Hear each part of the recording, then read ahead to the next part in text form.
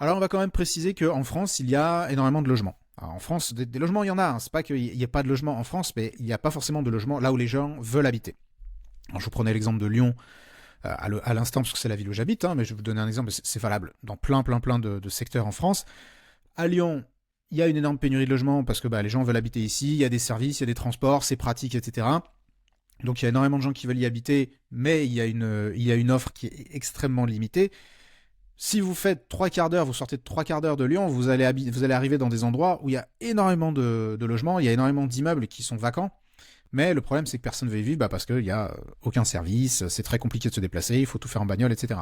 D'ailleurs, il y a certains gourous, entre guillemets, de l'investissement locatif, ceux qui promettaient, vous savez, de vivre de son cash flow et de devenir rentier en 6 mois. Ceux-là même qui envoyaient les gens dans des endroits de merde. Alors pour ceux qui connaissent, il y a des bleds à 1 heure de Lyon qui s'appellent Tizy-les-Bourgs ou Cours-la-Ville.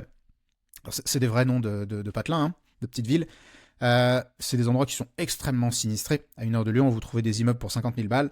Alors oui, sur le papier, la rentabilité à 15%, elle est présente, mais sauf que forcément, il n'y a que des gens qui sont dans des situations économiques assez compliquées qui habitent là-bas.